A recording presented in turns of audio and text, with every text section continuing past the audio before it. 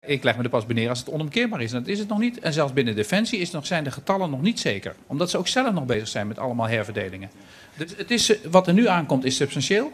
Misschien blijft het dat ook, maar we gaan in ieder geval alles doen om het te beperken. Op dit moment zal er onderhoud verplaatst worden en bepaalde staffuncties verplaatst worden van Leeuwarden naar Vogel. Maar veruit de meeste werkgelegenheid die er nu is in Leeuwarden, die blijft. En ik zie ook kansen voor de toekomst. Dus ik heb echt wel een goede hoop. Komen er ook JSF's naar Leeuwarden? Er komen zeker ook JSF's naar Leeuwarden, maar voorlopig is het nog niet zo ver, want naar verwachting hebben we pas de eerste JSF in 2019. Ja, ik ben heel erg beducht voor de positie van de luchtmachtbasis in Leeuwarden. Nu de 5e werkgever van Leeuwarden. Hoe zou dat morgen zijn? Hoe zou dat overmorgen zijn? Nu 1100 man, 1100 vrouwen die hun gezinnen kunnen voeden met gewoon belangrijk werk voor Nederland. En nu vandaag weer het verhaal, extra ontslagen bij Defensie, bovenop de grote getallen die er zijn. Het begint echt onacceptabel te worden en voor Friesland heel penibel.